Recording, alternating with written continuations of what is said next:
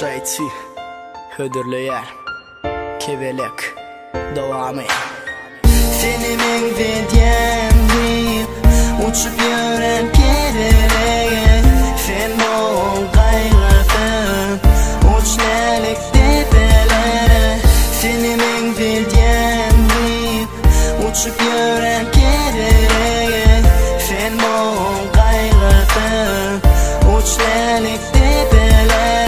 Cevaba karıştım yok yine süyenini bildim nemçi yok deydin onu da men anım. Meni naif etme başka gıyda göz koydum. Meni bağışla lalik yarın süyünün doydum. Sana kebelek deyip men düz yanlıştım. Ken vaxtlar süyünüme süyümü danıştım. Her bir Xudayın günü sana süyenliydim. Yöne lalik iki oğlunu süyenin giymedim. Yöne yere diymediler gıyda bilin bağlama. İdinin ışıkta yanıp sen ağlama. Erkek durdum ağlamadım. 3 gün geçenden son hiç seni yaklamadım.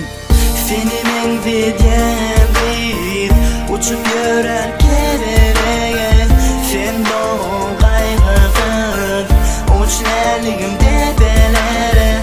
Seni mengvedyen deyip uçup yören kedere, sen boğul kaygıtın uçlerligim uçlerligim.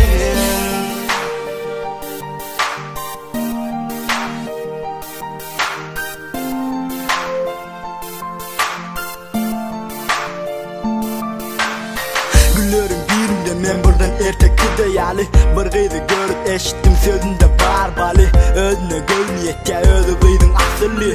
Men söydim minem olu yöne duyguyum deli. Men oylayan şu gıydı bilen boron barıtlı. Men bağıtlı değilsem hem olu tanıtlı. Kart toplanıyalı dağdan kayıttı vakti. Şonu hiç görme adam gözüne zaklı. Buradan elp yanlışıp elim tuttu eli. Men Allah'ın yok neyme dur ya onu iyili.